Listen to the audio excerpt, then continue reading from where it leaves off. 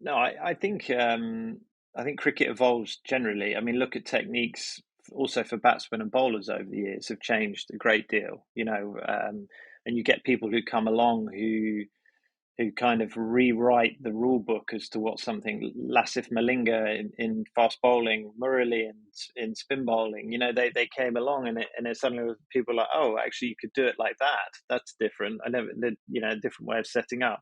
I remember watching Kevin Peterson bat for the first time. Kevin's just a little bit younger than me, and he'd be hitting outswingers through mid wicket with a flick of the wrist in England. And I was thinking, you can't play like that. And then by the end of the summer, everyone was like, "Oh no, that's exactly how we should be playing," and that's how the game evolves. And wicket keeping's no different to that. I think that the thing for wicket keepers nowadays is that the role of the wicket keeper has never been put under as much pressure. It's never been pulled in so many different ways because of the different formats in the game and the way that teams need to be balanced, and the wicket keeper fitting that role of balancing a side. But when you're talking about balancing a side in the white ball format, that will often mean whacking the ball out the park.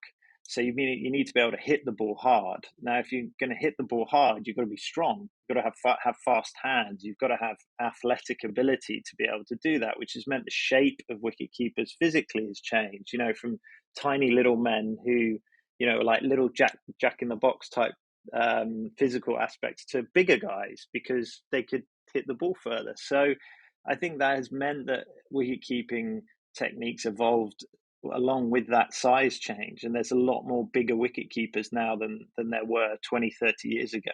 That's undeniable.